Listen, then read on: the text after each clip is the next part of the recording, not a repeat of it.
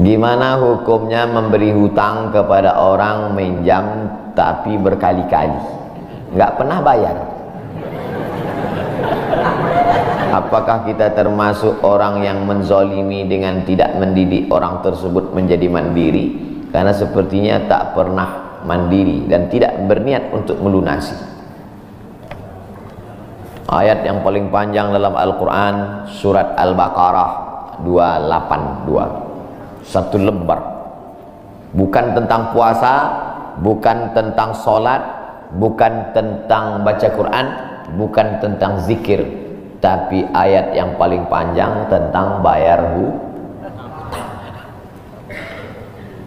Sholatnya banyak, puasanya banyak, zikirnya banyak, baca Qurannya khatam, tapi kalau bayar utang tak dibayar, di akhirat kau akan cari dia. Oleh sebab itu ada orang mati syahid. Oh, mati syahid. Orang mati syahid nggak merasakan sakratul maut. Orang mati syahid nggak merasakan azab kubur. Orang mati syahid tidak merasakan hisab. Orang mati syahid langsung masuk surga. Ilat dain, kecuali hutang. Makanya kalau ada orang menagih hutang, itu dia bukan pelit, dia sedang menyelamatkan saudaranya dari makan haram. Makanya datang ke rumah dia. Habis pengajian nih langsung datang. Assalamualaikum, waalaikumsalam. Kau mau menagih ya? Aku bukan mau menagih, tapi menyelamatkanmu, anak cucumu, istrimu, tetanggamu dari makan haram. Ya ayyuhalladzina amanu, hai orang-orang yang beriman, hai orang yang percaya bahwa setelah mati dia akan hidup lagi menghadap Allah. Idza tadayantum bidainin, kalau kau menjalin transaksi hutang piutang, ila ajalim musamma, sampai ke batas waktu tertentu, faktubuh, tulis, saya pinjam kepada kamu 500.000, akan saya bayar pada bulan Mei. Tahunnya jelas. Banyak juga bulan Mei, maybe yes, maybe no. Bulan berapa? Bulan Mei tahun 2020. Oke. Sekarang bulan Maret, April, 1 Mei 2020 datang tagih. Kapan kau bayar? Mohon maaf aku nggak bisa, istriku baru meninggal, anakku pun sakit. Jangan kau cerita panjang lebar, tak tahan air mata aku mau menetes. Kalau dia dalam kesulitan, fanaziratun ila maisarah, tunggu sampai dia lapang. Maisarah artinya lapang. Tunggu sampai dia lapang. Setelah dia lapang, datang lagi bulan Juni. Kapan kau bayar? Aku belum bisa. Nampaknya lebih banyak ongkos minyak aku daripada uang yang kutagih. Yang paling bagus, wa anta saddaqu khairul lakum, kau sedekahkan itu lebih baik. Karena aku pun makin datang makin kumat darah tinggiku, kolesterolku pun makin naik. Jadi untuk yang 500.000 itu ku sedekahkan aja, ambil. Tapi yang menghafal ayat ini yang ngasih pinjaman, bukan yang minjam. Sekarang banyak salah hafal, yang minjam pula yang hafal. Begitu kita tagih, kapan kau bayar? Wa anta saddaqu khairul lakum, kau sedekahkan itu lebih baik. Itu ayat aku. Ayat kau 8282. Banyak sekarang orang salah hafal ayat. Jadi dalam Islam hutang piutang adalah ajaran tolong menolong tertulis dalam Quran. Namanya fikih muamalah. Ada fikih ibadah, sholat, zakat, puasa. Ada fikih jihad, jihad fisabilillah. Ada namanya fikih muamalat. Hutang piutang, gadai menggadai, pinjam meminjam, murabahah, mudharabah, bagi hasil. Maka hutang piutang ini cara tolong menolong. Jangan sampai dihilangkan.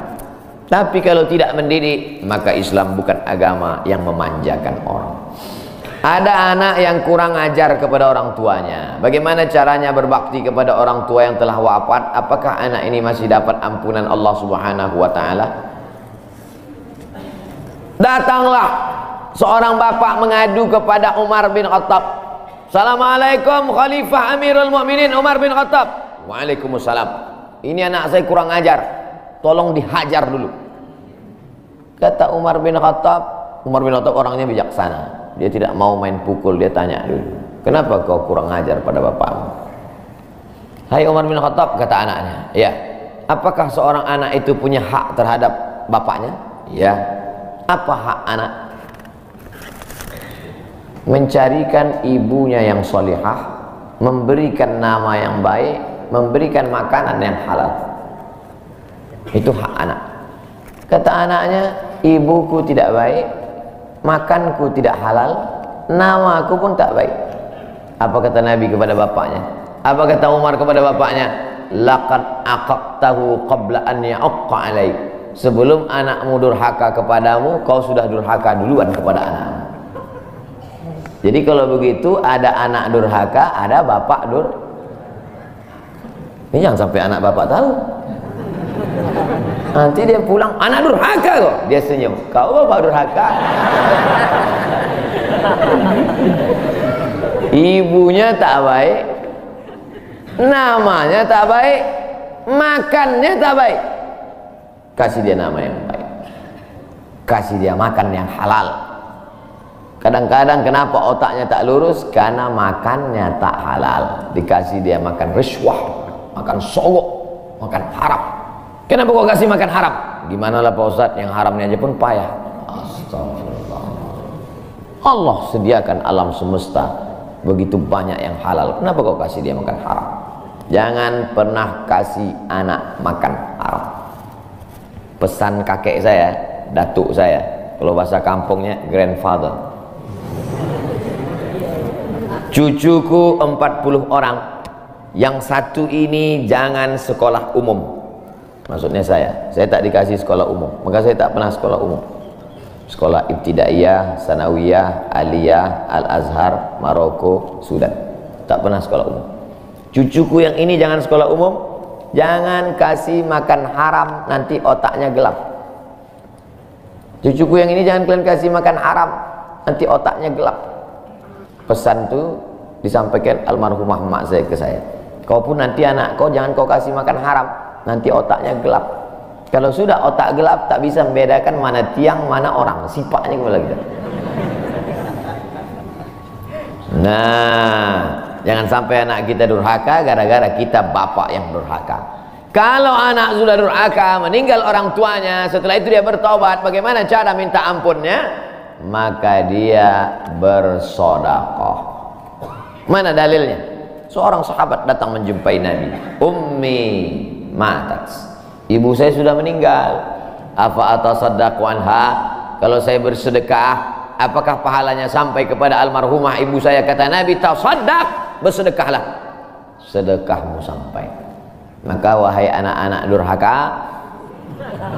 yang sudah mati ibu dan bapakmu, maka datang kau habis pengajian ini langsung ke tempat anak yatim, panti jompo, sekolah-sekolah, pondok pesantren.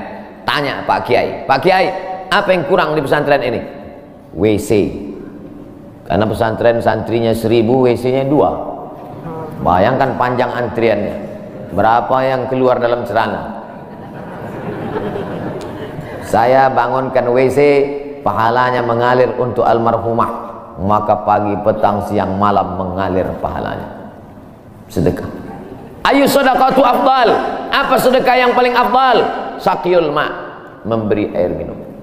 Sedekah yang paling afdal, kasih air minum. Saya ceramah di Banjarmasin, di depan rumah seorang pejabat. Itu ada kulkas tapi nggak sampai beku, freezer. Setiap dipencet keluar air dingin. Gelasnya dikasih pakai rantai besi, takut dilarikan tukang ambil aluminium. Buat wakaf untuk almarhumah. Nah, itu bagus kan. Saya ceramah di Malaysia, di pintu masjid itu ada kotak box. Kalau kita ambil satu botol, keluar botol baru. Ambil satu botol, keluar botol baru. Wakaf untuk, itu bagus, sedekah. Jangan sedekah teh botol, nanti dia kena diabetes. Air putih, ini bagus, mengalir. Sedekah sumur bor, pergi ke masjid, putar keran nggak ada air, tanya pengurus masjid, Pak pengurus, ya mana sumur bor? Nggak ada, saya buatkan. langsung bunyi. Itu berarti cash itu. Begitu cara berbakti pada orang tua dengan sedekah. Tapi Pak Ustadz, saya jangankan sedekah, makan saya pun Senin Kamis Pak Ustadz doa, Allahumma fir lahu warhamhu wa'afihi wa'fu anhu. Bangun tengah malam, Rabbighfirli wa li walidayya warhamhuma kama rabbayani shaghira. Apa itu bid'ah? Bid'ah membuat sesuatu yang tidak dibuat oleh Nabi Muhammad SAW. Tidak ada dalilnya dari 3 aspek: qauli, fi'li, takriri. Perbuatan yang tidak ada dalilnya bid'ah. Jangan dikatakan perbuatan yang tidak dibuat Nabi bid'ah. Perbuatan yang tak ada dalilnya bid'ah. Karena kalau dikatakan yang tidak dibuat Nabi bid'ah, Nabi tidak pernah pakai peci. Tunjukkan saya mana hadis Nabi pakai peci. Berarti peci ini bid'ah. Nabi mimbarnya tangganya dari depan. Ini masjid tangganya dari belakang. Berarti mimbar ini bid'ah. Mimbar Nabi tangganya dari depan, 3 lantai, 1, 2, 3. Jadi yang dimaksud dengan bid'ah perbuatan yang tidak ada dalilnya. Misalnya jam 12 siang ada bapak-bapak di panas terik tegak menghadap matahari. Pak, bapak ngapain? Aku mengagungkan Allah di bulan Rajab. Bid'ah itu, karena tidak ada dalilnya sama sekali. Tapi selama ada dalilnya, tidak boleh kita katakan orang itu melakukan perbuatan bid'ah. Malam Jumat baca Yasin, kumpul 10 orang baca Yasin. Yasin wal Qur'anil Hakim innaka laminal mursalin. Bid'ah. Loh, coba lihat dalilnya. Yang dibacanya itu Quran apa Quran? Quran. Baca Quran apa pahala? Yasin itu Quran atau enggak Quran? Quran. Man qara'a Yasin fi lailatin, siapa yang baca Yasin suatu malam, asbaha maghfuran lah, subuhnya sudah diampuni dosanya. Mestinya baca Quran itu semua, tapi karena dia enggak sanggup semua, dia pilih hati Quran. Hati Quran itu Yasin. Sentuhlah dia tepat di hatinya, dia akan jadi milikmu untuk selamanya. Makanya orang sebelum ngapal Quran semua, yang dihafal hatinya dulu. Itu sebelum ngapal Quran, yang dihafal hatinya dulu. Apa hati Quran? Ya Yasin. Tapi jangan hatinya aja seumur hidup, yang lain juga. Nah, jadi jangan salahkan orang baca Yasin. Baca Yasin bid'ah. Loh, Yasin kan Quran. Baca Yasin malam Jumat nggak masalah. Seumur hidup baca Yasin masalah. Karena banyak surat yang lain. Baca juga Al-Fatihah, Al-Baqarah, Al-Nisa, Ali Imran, An-Nisa, Al-Maidah, Al-An'am. Nah, jadi mudah. Perbuatan tidak ada dalilnya bid'ah. Selama ada dalilnya tidak bid'ah. Ustadz, kiat-kiat apa yang kami lakukan sebagai guru kepada anak didik kami sebelum dan sesudah mengajar agar ilmu mudah dimengerti? SDIT Al-Farabi. Aristoteles, Socrates, Thales, Demokritos itu adalah pemikir-pemikir dari Greek, Yunani kuno. Pada masa abad kedua datang seorang khalifah bernama Abu Ja'far Al-Mansur. Semua buku-buku dari Yunani diterjemahkan. Nama lembaganya Dar Al-Hikmah, Dar Rumah Hikmah Ilmu Pengetahuan. Dibuatlah Dar Al-Hikmah, Rumah Ilmu Pengetahuan. Diterjemahkanlah dari bahasa Yunani ke dalam bahasa Arab. Akhirnya orang Islam pun jadi dokter Avicenna, karena orang Barat payah menyebut Ibnu Sina. Averroes, Ibnu Rushd. Tapi ada seorang yang bergelar the second teacher. First teacher Aristoteles, second teacher Al-Farabi. Ternyata Al-Farabi ini bukan dari Arab, tapi dari Pomalaa. SDIT Al-Farabi. Ini supaya wali murid tahu, anak ibu di mana? SDIT Al-Farabi. Al-Farabi itu artinya apa? Ya SDIT. Al-Farabi itu di barat dia diberi gelar the second teacher. Guru pertama Aristoteles, guru kedua adalah Al-Farabi, saking cerdasnya. Artinya apa? Dia tidak hanya diakui dalam Islam, tapi juga di luar Islam. Kenapa dikasih nama Al-Farabi?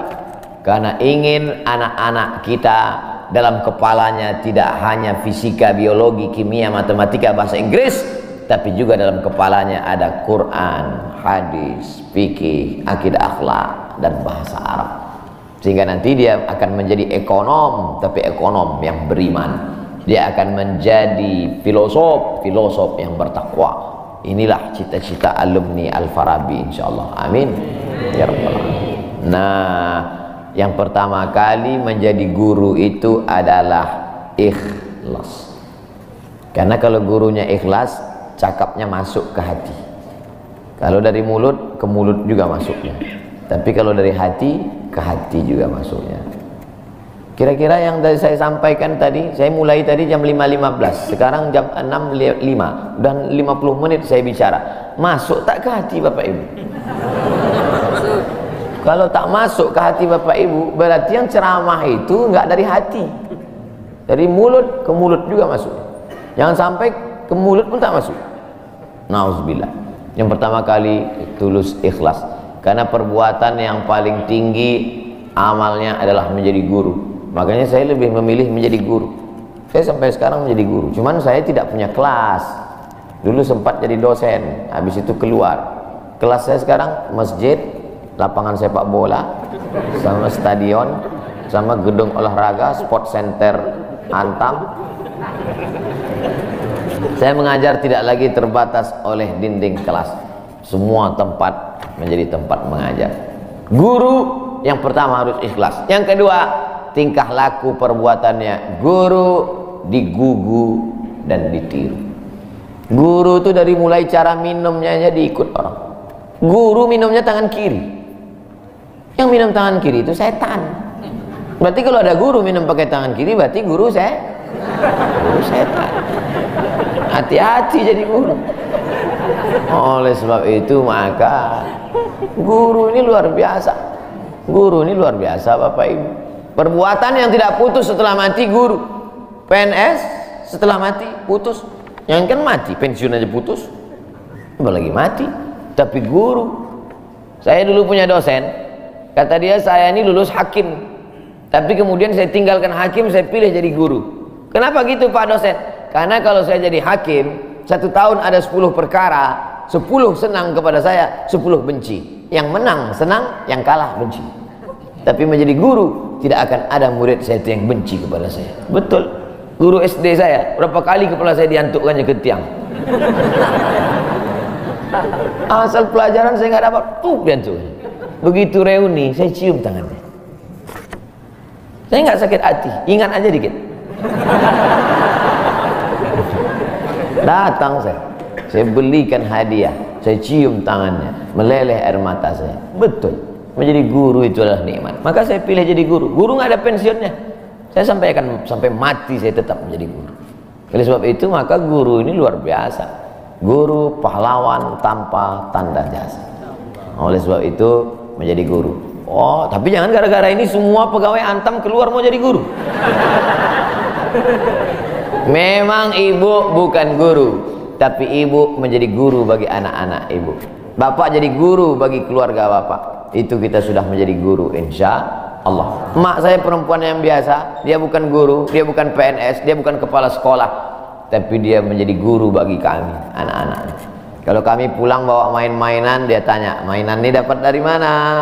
Dari jalan mak, antar ke tempat kau jumpa tadi, karena tak tahu itu punya siapa. Nanti di akhirat ini akan kau pikul menghadap Allah SWT.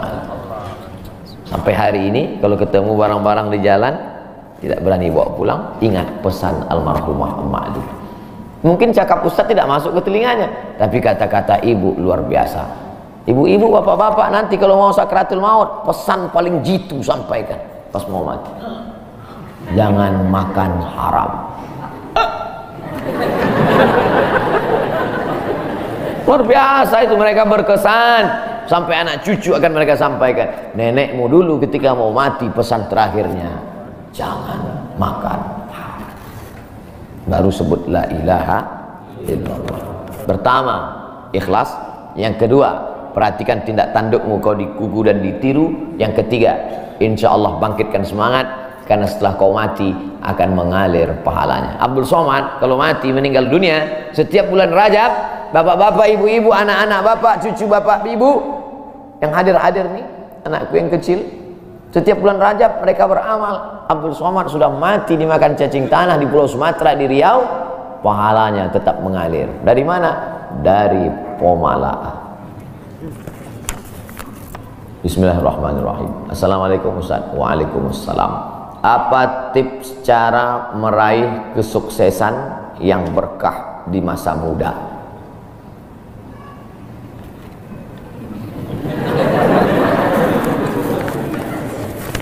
Saya tidak pernah bercita-cita menjadi apapun. Cita-cita saya dulu cuma satu, bagaimana membahagiakan orang tua.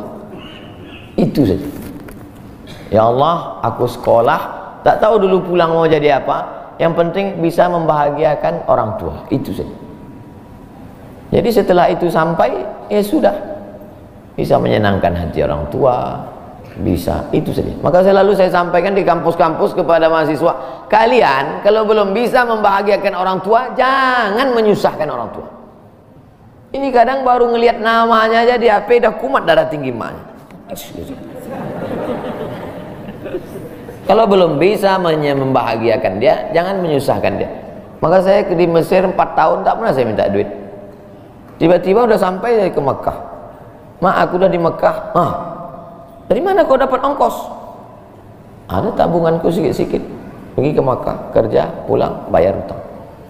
Jangan pernah menyusahkan orang tua. Oleh sebab itu cita-citanya yang pertama mencari ridha Allah. Ridha Allah fi ridhal walidain wa sukhutullah fi sukhutil walidain. Pulang saya ke kampung, saya mau beli tanah berapa meter, ternak lele, tanam cabai, daun ubi, malam mengajar ngaji. Cita-cita saya kecil aja. Tak ada cita-cita mau jadi ustadz viral disambut di airport, tak ada. Terus kata mak saya, masa kau S2 tinggal di kampung, pergilah ke kota. Akhirnya saya menghonor jadi dosen, siang jadi dosen, malam ceramah di masjid, direkam, diupload, khutbah diupload, like and share, akhirnya viral. Diusir beberapa kali, makin viral. Dibully, makin viral. Akhirnya yang membuli saya taubat sekarang. Ini orang makin dibully, makin viral. Udah kita diamin aja lah. Itu semua itu kerja kita atau kerja Allah? Kerja Allah. Kerjakan kerja kita, urusan Allah, biar Allah yang ngurus. Kita hidup ini sama macam bawa pancing. Kita tugas kita ambil bambu, pasang kail, cari cacing, letakkan. Masalah ikannya datang tak datang itu urusan Allah. Ini kadang banyak orang ngurus urusan Allah yang dia urus. Urusan Allah yang kau urus. Kata Allah, yang mendatangkan ikan ini urusan aku. 10 pancing pasang, itu urusan kita. Tarik pancing satu, cacingnya hilang. Cari pancing satu, kailnya hilang.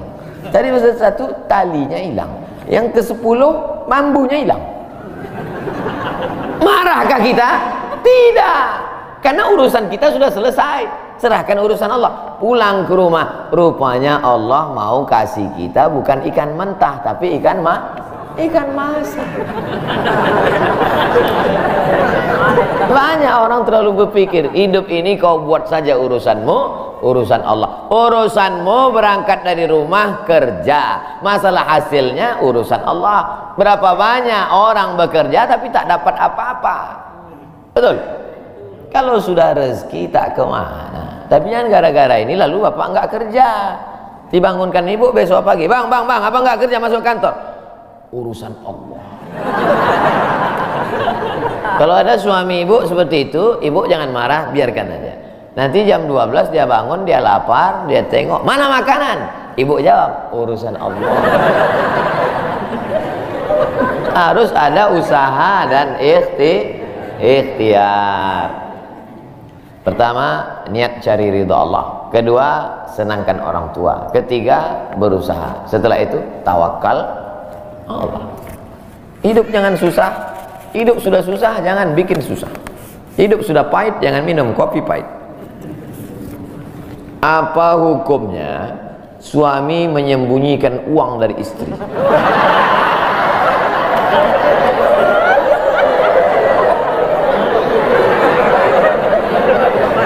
Bang, kata istrinya, bang, ini duit apa bang? Duit sial. Oh, duit sial, udah kusembunyikan kau dapat juga.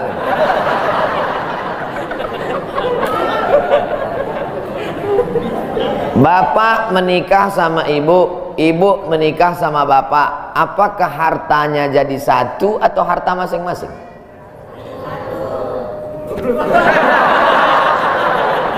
Mereka mau hartanya jadi satu dan bapak ketakutan. Itu yang saya baca. Sekarang kita baca ayatnya. Walakum nisfu ma taraka azwajukum illam yakul lahunna walad. Kalau istrimu meninggal kau dapat 50% hartanya kalau tidak ada anak. Wa in kana lahunna waladun, kalau dia punya anak, falakumur rubu'u, kamu dapat 25%. Sekarang saya tanya, hartanya nyatu atau pisah?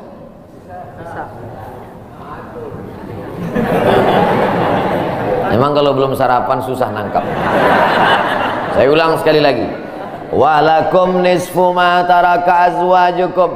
Hai para suami, kamu dapat setengah harta istrimu kalau tidak ada anak.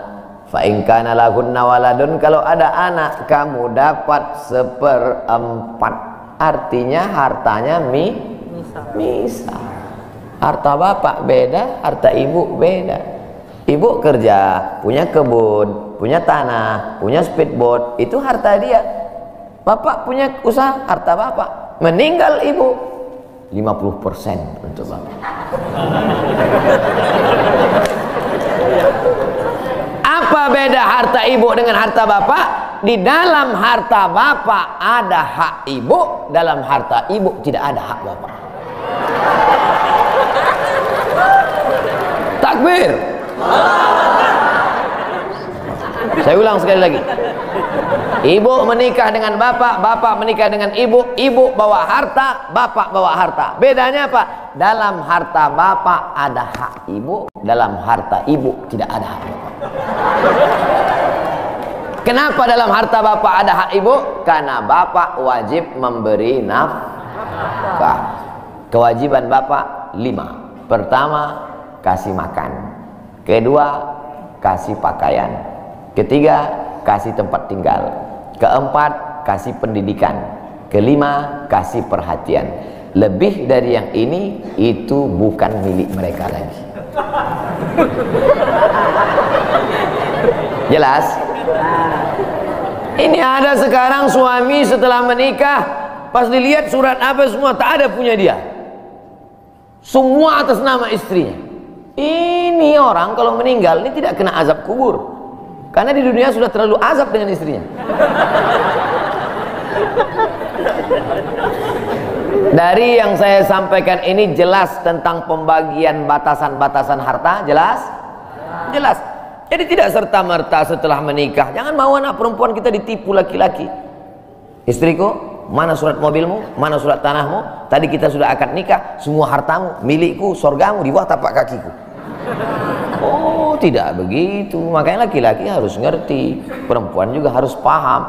Kalau tidak, sedang main bola aja ada aturannya, statuta. Kalau tidak akan hancur. Tapi insya Allah jelas itu. Pak Ustadz minta tolong doakan ibu saya, sudah lama sakit. Nanti kita doakan di akhir majelis. Bukan cuma ibu bapak, ibu-ibu semua kita doakan. Bagaimana niatnya doanya? Bagaimana niatnya doanya mandi taubat? Nawaitu, aku berniat ghuslat taubat, mandi taubat. Saya nggak bisa bahasa Arab Pak Ustadz, bahasa Indonesia, bahasa Makassar, bahasa Jawa, bahasa Batak, bahasa Mandailing, bahasa Aceh. Saya niat mandi taubat karena Allah Ta'ala. Bagaimana cara mandinya Pak Ustadz? Seperti mandi wajib, basah dari ujung rambut sampai ke ujung kaki. Di mana mandinya Pak Ustadz? Di laut bisa. Kolaka ini 30% saja daratan Pak Ustadz, yang 70 adalah lautan. Nah, mandi di laut. Apalagi kalau sampai ke tengah laut, bukan cuma dosanya hilang, orangnya hilang sekali.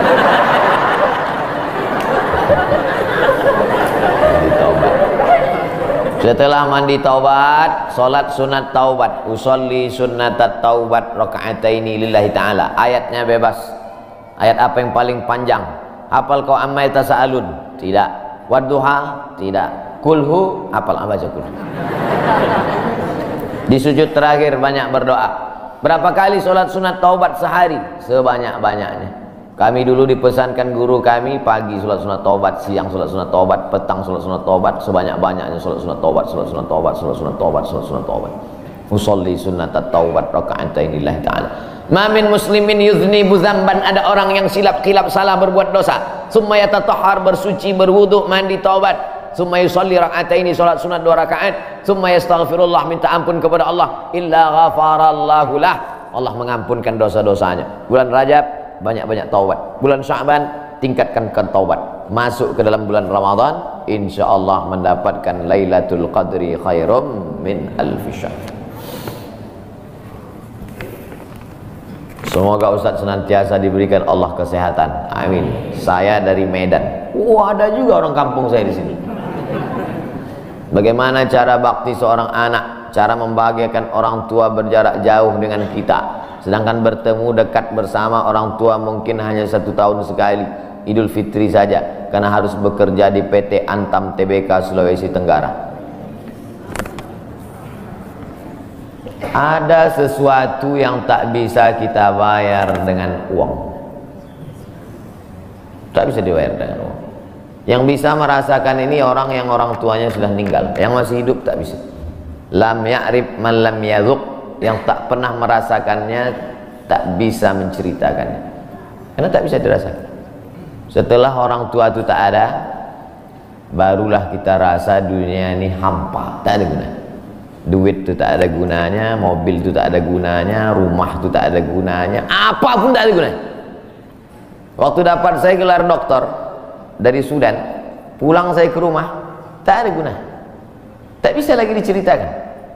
Dulu apapun yang dapat diceritakan, mak, aku dapat sorban dari mak, aku dapat peci. Setelah pulang tadi, pulang dari Brunei dapat gelar visiting profesor di Universitas Islam Sultan Syarif Ali, tak ada gunanya, hampa. Paling-paling ditulis di baleho aja, profesor, doktor. Untuk menunjukkan bahwa kita bukan ustadz kaleng-kaleng. Nanti setelah dia tidak ada, barulah kau cari mana kain yang pernah dia pakai dulu, mana sajadah yang dulu dia pakai waktu sholat, di mana dia dulu sering duduk. Bekas tempat duduknya aja pun bisa menghilangkan rindu. Bekas tempat dia duduk dulu, tempat dia duduk makan kacang sambil minum teh, duduk kau di situ bisa menghilangkan rindu. Quran yang dia baca dulu lengkap dengan rehalnya, bangun kau tengah malam, kau bentang sajadah, duduk kau di situ, kau buka Quran yang dia baca dulu, hilang rindu. Tapi setelah dia tak ada, makanya mumpung dia masih ada, ciumlah tangannya, peluklah badannya, ciumlah keningnya. Kalau kau ada duit, kirimlah. Tak bisa, karena cari makan jauh Pak Ustaz, mesti terbang dari Sumatera sampai kemari. Apa boleh buat? Memang begitu kondisi ekonomi kita sekarang. Allah tidak marah, tapi kalau kau mampu, kirimlah. Siapa orang yang kira-kira bisa digaji, dibayar untuk memasakkan dia di rumah? Berkirimlah, karena sampai masanya nanti duit yang banyak itu tidak ada gunanya.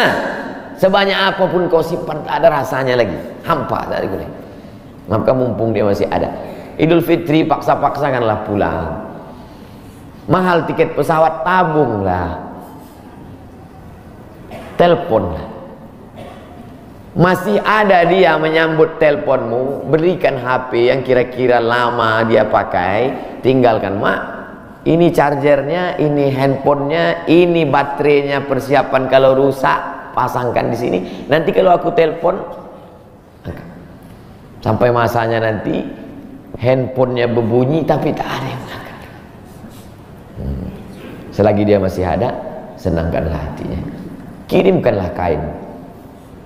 Kain itu tidak akan dia pakai, tapi insya Allah menyenangkan hati dia. Ketika hatinya lapang, lapang rezeki. Ketika hatinya senang, senang hidup. Tapi kalau sudah hatinya sempit, meleleh air matanya, rindu karena tak pernah kau telepon, disitulah awal azab Allah datang. Kau akan berenang dalam kesengsaraan. Mudah-mudahan Allah mengampuni dosa kita semua, dosa ibu bapak.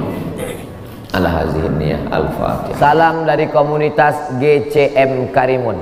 Semoga Ustaz selalu dalam lindungan Allah. Amin. Apa hukumnya jika seorang itu melakukan maksiat tapi dia tahu bahwa maksiat itu haram, fasik?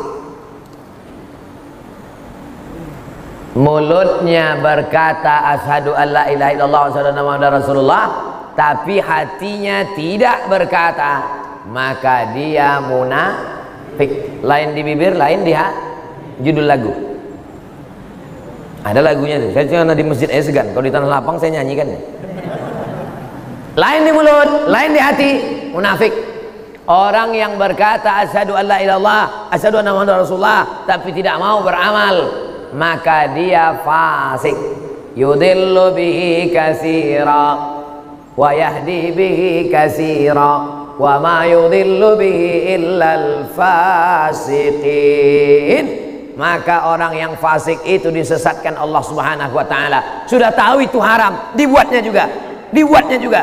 Fasik, fasik, fasik, fasik, fasik. Jauh daripada hidayah Allah. Mudah-mudahan yang berbuat dosa selesai pengajian ini langsung mandi taubat. Balik dari sini mandi taubat. Mandi taubat itu macam mana Pak Ustaz? Macam mandi wajib. Mandi wajib itu macam mana Pak Ustaz? Hah? Tak tahu kau mandi wajib? Anak udah 5. Basah semua dari ujung rambut sampai ke ujung kaki. Kalau mandi wajib ini mana yang duluan basah Pak Ustaz? Terserahlah. Kalau kau salto kaki duluan. Salto apa pula kaki duluan? Kepala duluan. Boleh mandi wajib di kolam renang Pak Ustaz? Boleh. Di laut Pak Ustaz? Mantap. Pergi mandi tobat kau ke laut. Bukan cuma dosa hilang. Kalau sampai ke tengah kau hilang sekalian. Habis mandi taubat, salat sunat taubat. Usolli sunnatat taubat raka'ataini lillahi ta'ala. Habis itu banyak-banyak beristighfar.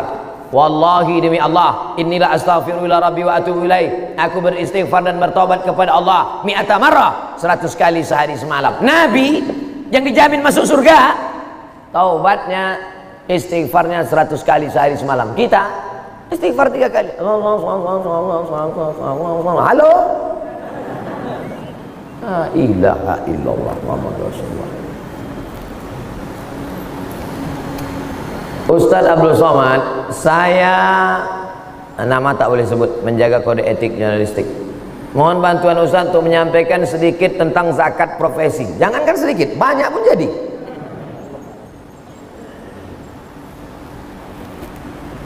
Zakat yang paling tinggi pendapatannya selama saya berceramah, penduduknya 175.000. Penduduknya 175.000.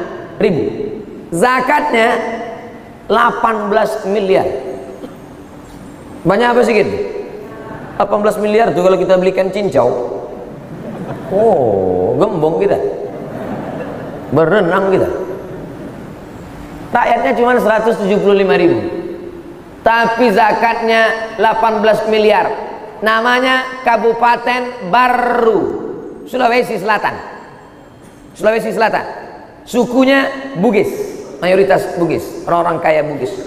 18 miliar zakat. Saya tanya Tuan Guru bagaimana bisa masyarakat ini disadarkan 18 miliar? Ada teladan. Jangan kita menyuruh orang bayar zakat tapi kita tak berzakat. Oh, yang paling pertama teladan ternyata. Setelah itu rakyat ini disadarkan, bayar zakat, tolong fakir miskin, anak yatim, keluarkan zakat. Gaji 2,5%. Profesor Dr. Muhammad Farid Wajdi dari Al-Azhar Mesir dari tahun 1971 sampai 1985, pulang dari Al-Azhar, ketua Basnas. Nah ini yang paling banyak zakat ini dari PNS, dari guru, dari pegawai. Habis itu baru petani, nelayan, bisnismen membayar zakat. 85 gram emas.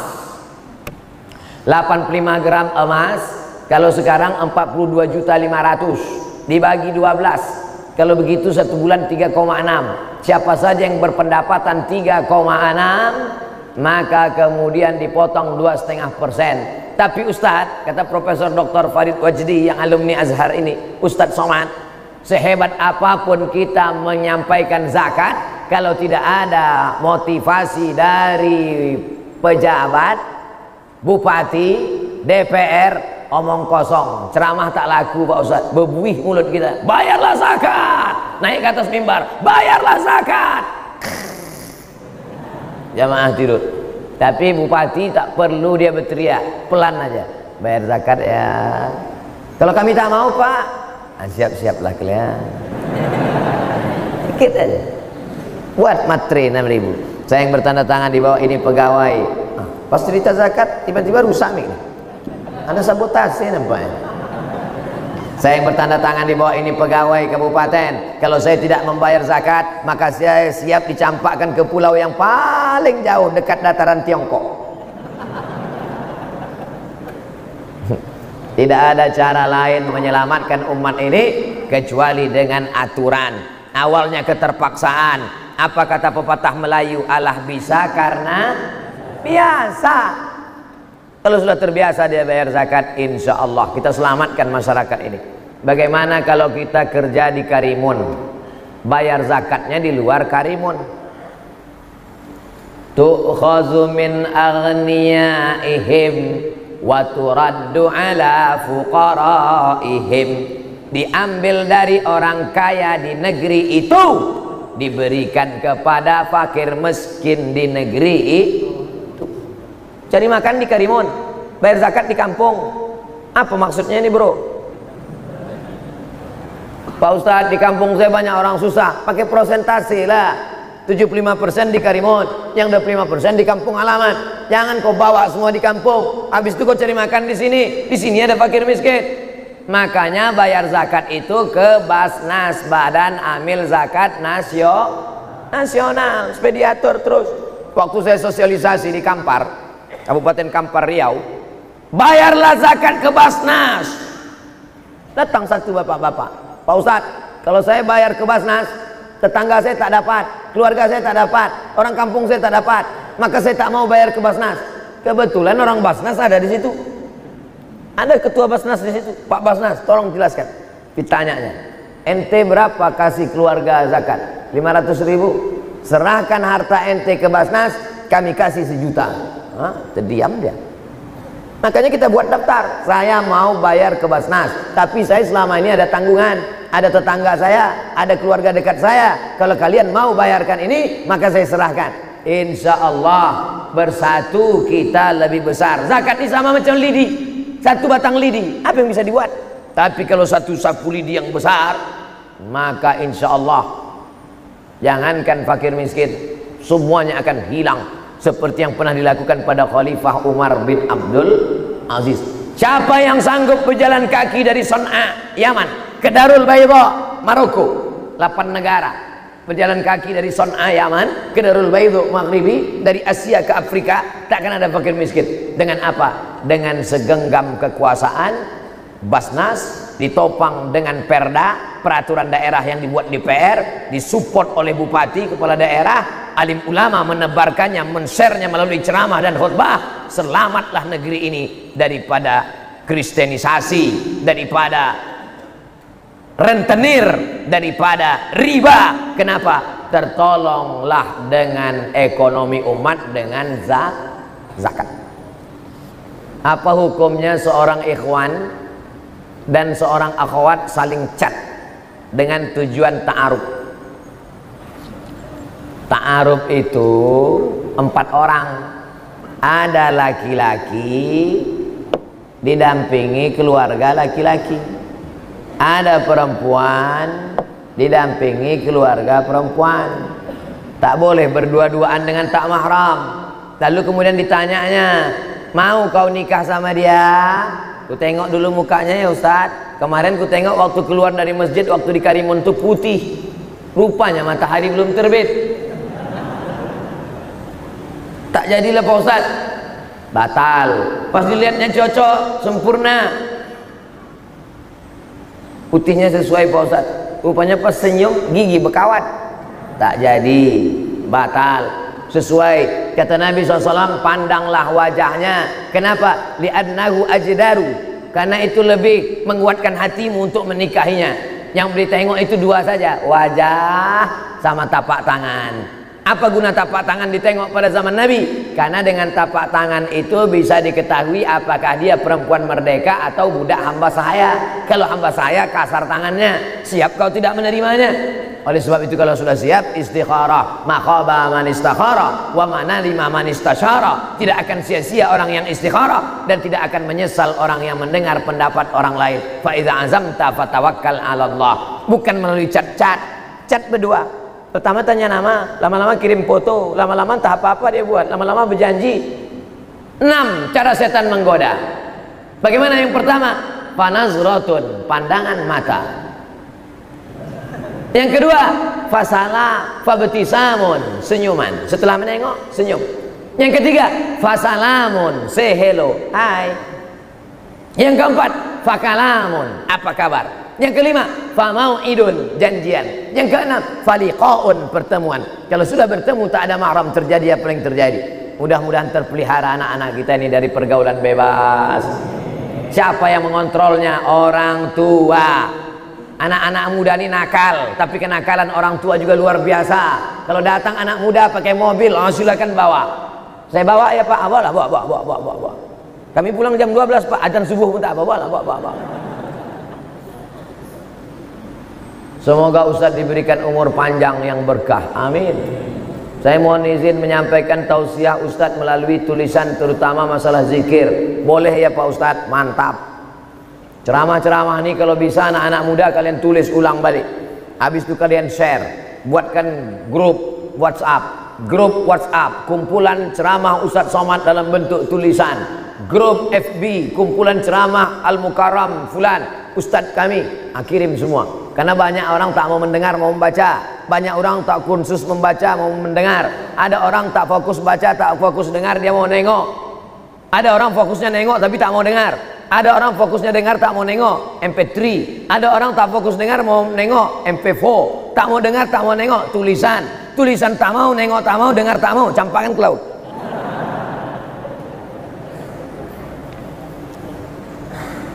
Saya simpan di deposito. Ada bunganya, sedangkan bunganya tak boleh diambil. Jadi uang yang kita dapatkan itu sebagusnya kemana Pak Ustadz? Pertanyaan ini pernah ditanyakan kepada Syekh Yusuf Al-Qardawi, diterjemahkan dalam buku namanya Fatawa Mu'asirah, fatwa-fatwa kontemporer.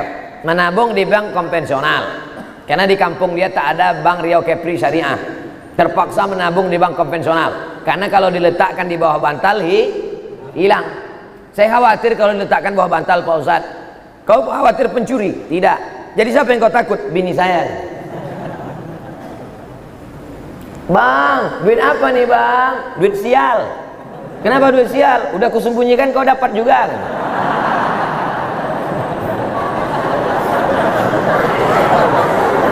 Jadi duit tadi terpaksalah diletakkannya di bank konvensional. Tentu ada bunganya. Apa hukum mengambil bunganya? Itu haram.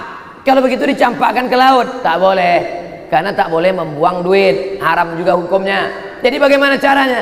Kata Syekh Yusuf Qardawi, dipakai untuk masalih ammah, kemaslahatan umum. Apa itu? Masjid, fakir miskin, anak yatim, panti jompo, pondok pesantren. Tapi ada juga pondok pesantren yang tak mau menerima duit ini karena kata dia subhat. Di antaranya pondok pesantren tahfiz Quran Buya Yahya. Itu dia kasih tahu, duit-duit yang dari bank jangan. Aku tak mau anak muridku ini gelap otaknya, tak bisa menghafal Quran, gelap dia. Asal ditengoknya Quran tuh gelap aja. Gara-gara makan subhat, makan Arab.